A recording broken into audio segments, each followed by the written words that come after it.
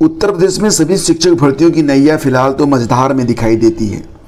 बात करें अगर जूनियर शिक्षक भर्ती के बारे में या फिर यूपी टीजीटी पीजीटी के बारे में या फिर डिग्री कॉलेज शिक्षक भर्ती जिसको आप लोग असिस्टेंट प्रोफेसर कहते हैं, तो यहाँ पर तीनों ही जो भर्तियाँ हैं वो अपनी ही धार में फंसी हुई हैं। जूनियर एडेड शिक्षक भर्ती के लिए जो मामला है वो हाई कोर्ट में है और अभ्यर्थी आरोप ये लगा रहे हैं कि प्रभावी पैरवी न होने की वजह से ये भर्ती जो है वो पूरी नहीं हो रही है और अब अभ्यर्थी इसके लिए धरना प्रदर्शन करेंगे और अनवरत धरना प्रदर्शन चलेगा। अगर हम बात करें यूपी टीजीटी पीजीटी के बारे में, असिस्टेंट प्रोफेसर के बारे में और अन्य नई शिक्षक भर्तियों के बारे में, तो सारा दारोमदार जो है वो नए आयोग पर छोड़ दिया गया है। नया आयोग अभी तक गठित नहीं हुआ है और फिलहाल जो खबर निकल के सामने आ रही है, मतलब कोई खबर निकल ही नहीं रही है, तो ये अनुमान लग रहा है कि पता नहीं कब तक नया आयोग गठित होगा।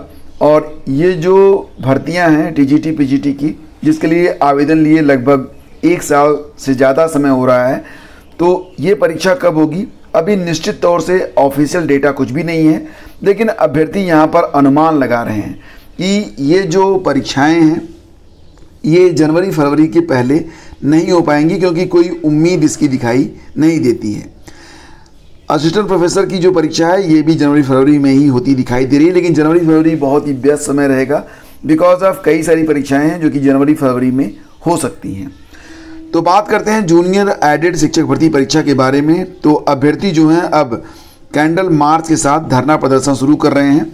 इन्होंने जो बैनर बनवाया है उसमें लिखा हुआ है, हम सबकी है यही पुकार, जूनियर एडेड शिक्षक भर्ती पूरी करे सरकार, जूनियर एडेड शिक्षक भर्ती पूरी करो, अनवरत धरना। और ये धरना प्रयागराज में पीएनपी के सामने किया जा रहा है।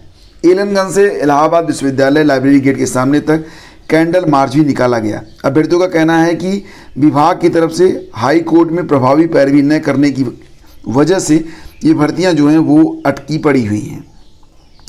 आगे बढ़ते हैं और बात करेंगे बिहार एसटीटी परीक्षा के बारे में।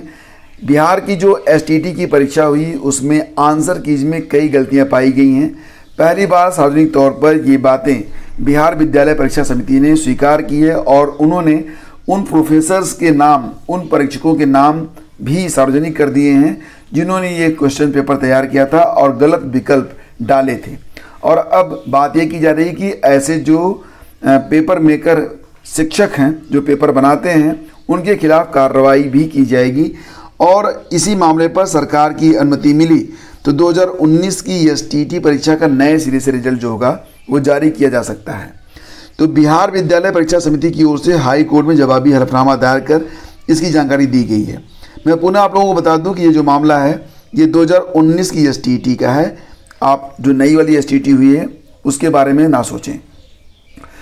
तो 2019 की एसटीटी परीक्षा का नए सिरे से रिजल्ट जारी करने की बात यहाँ पर की जा रही है क्योंकि बहुत सारे अभ्यर्थी हैं जो कि कोर्ट चले गए थे और यहाँ पर प्रश्नों के गलत उत्तर तय करने वाले प्रोफेसर्स को भी 16 सितंबर को कारण बताओ नोटिस जो है वो जारी किया गया है।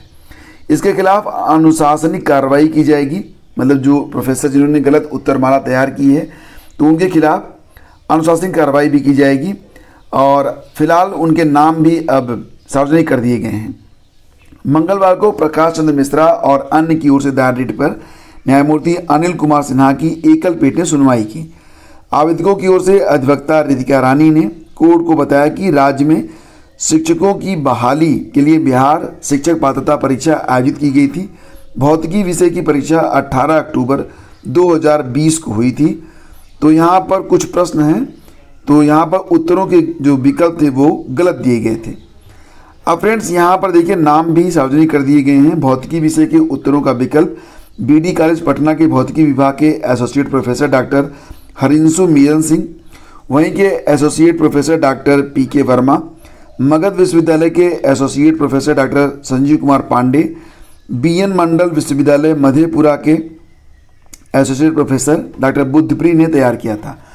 उनका कहना था कि बिहार विद्यालय परीक्षा समिति ने पहली बार स्वीकार किया है कि प्रश्नों के उत्तर में गलत विकल्प दिए गए थे और अब ये जो पेपर सेटर हैं इनके खिलाफ कार्रवाई की भी बात की जा रही है और एसटीटी 2019 का फिर से रिजल्ट जो है वो जारी करने की बात सरकार कह रही है।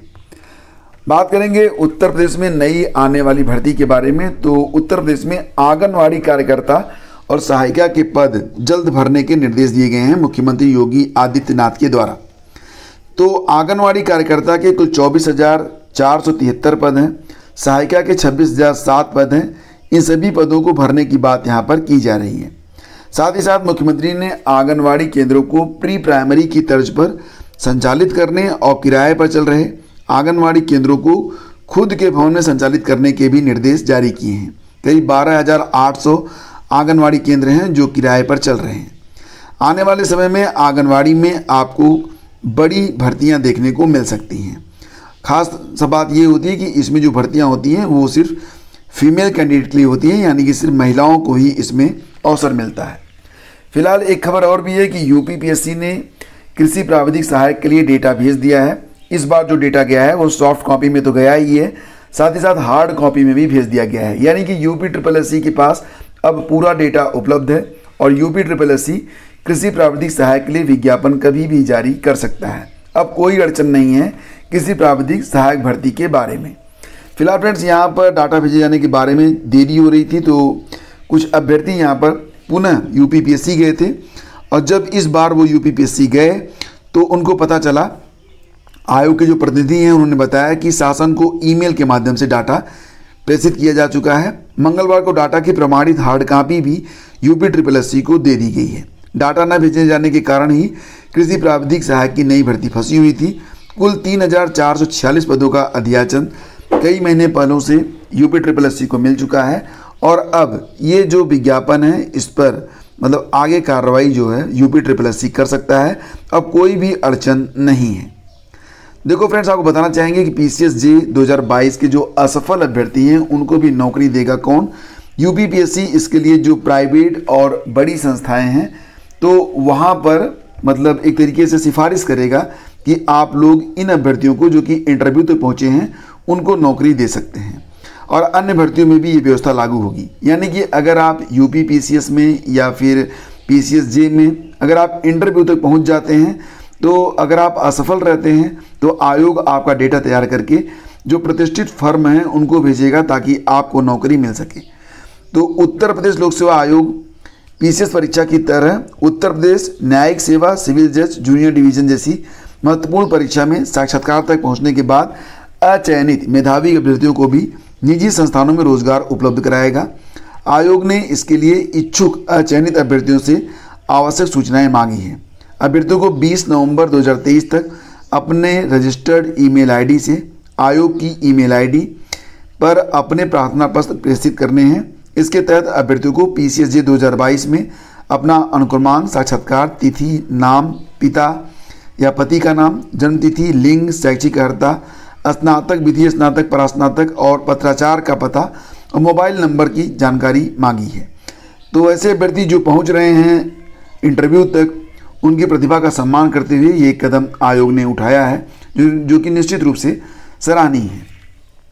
सीटीईटी के लिए एक बड़ी खबर निकल के सामने आ रही है। जैसा कि आप लोग जानते हैं सीटीईटी अगस्त 2023 का परिणाम जारी कर दिया गया है और अब जो सीटीईटी है उसमें सभी अभ्यर्थियों की ओएमआर सीट जारी करने का फैसला किया गया है। केंद्रीय शिक्षक पात्रता परीक्षा 2023 में भाग लेने वाले अभ्यर्थी एक निर्धारित शुल्क चुकाने के बाद अपनी आंसर सीट डाउनलोड कर सकते हैं। तो सीटीईटी 2023 अगस्त का रिजल्ट सितंबर में घोषित किया गया था। जो अभ्यर्थी अपनी ओएमआर सीट और कैलकुलेशन सीट पाना चाहते हैं उन्हें 10 नवंबर 2023 से पहले 500 रुपये के आवेदन शुल्क के साथ अप्लाई करना होगा। जिन अभ्यर्थियों ने आरटी एक्ट 2005 या अन्य तरीकों से आवेदन किया है उन्हें भी नया आवेदन देना होगा। अभ्यर्थी ध्यान रखें कि आवेदन अंतिम तिथि से पहले उनको करना होगा। अभ्यर्थियों को आवेदन में अपना नाम, रोल नंबर और पता लिखना होगा। यही जानकारी बैंक ड्राफ्ट के पीछे भी लिखनी पड़ेगी और अभ्यर्थी अपने आवेदन डायरेक्टर सीटीईटी के पते CTET unit CBSE PS12 IP extension Patparganj Delhi 110092 पर स्वयं जाकर या स्पीड पोस्ट से भेज सकते हैं। देखो फ्रेंड्स, अगर आप तैयारी कर रहे हैं यूपीएससी पीटी परीक्षा के बारे में या फिर आरओ परीक्षा के बारे में जीएस की प्रॉपर तैयारी करने के लिए आप हमारा नया channel only GS master class को जरूर सब्सक्राइब कीजिएगा। यहाँ पर आपको प्रतिदिन का जो जीके होता है वो उपलब्ध करवाया जाता है। फिलहाल यहाँ पर नोबेल प्राइज़ 2023 से संबंधित एक बहुत ही शानदार वीडियो उपलब्ध कराया गया है, जिसको अभी तक मात्र 284 लोगों ने देखा है। चैनल के बारे में मैक्सिमम लोगों को जानकारी नहीं है और यूट्यूब इस बहुत ही महत्वपूर्ण चैनल को प्रमोट नहीं कर रहा है, जिसकी वजह से ये स्थिति बन रही है। फिलहाल आप लोगों से कहना चाहूँगा कि अगर आप जीएस की प्रॉपर तैयारी करना चाहते हैं तो ये चैनल आप लोग सब्सक्राइब जरूर करें। आप यूट्यूब पर सर्च कर सकते हैं ओनली जीएस मास्टर क्लास, या फिर आप वीडियो के डिस्क्रिप्शन में दिए गए लिंक पर क्लिक करके भी इस चैनल को सब्सक्राइब कर सकते हैं। तो मिलते हैं फ्रेंड्स आपसे अगले वीडियो में, आज्ञा दीजिए, नमस्कार। लेकिन उसके पहले एक खबर और भी है कि देखो, आने वाले दिनों में हो सकता है कि आपके मोबाइल पर कुछ अजीबोगरीब तरीके के अलार्म बजने शुरू हो जाएं। तो घबराइएगा मत, ये एक तरीके का अलर्ट है। फिलहाल तो बीएसएनएल ने इसकी टेस्टिंग की है। बीएसएनएल के बाद जो अन्य मोबाइल कंपनियां हैं वो भी इसकी टेस्टिंग करने वाली हैं। तो इसके पहले आपके मोबाइल पर भी मैसेज जरूर आया होगा, और ये आपदा से अलर्ट करने के लिए आपको मैसेज किया गया है कि जब रिंग बजे तो घबराइएगा मत। ये एक प्रकार की टेस्टिंग है जो कि बीएसएनएल ने अभी किया है। बहुत सारे लोग तो घबरा गए, मोबाइल फ़ोन फेंक दिया, घर में भाग गए। कुछ लोगों ने तो मोबाइल फ़ोन स्विच ऑफ कर दिया, तमाम चीज़ें। लेकिन फ़िलहाल आपको यहाँ पर अवेयर रहने की ज़रूरत है।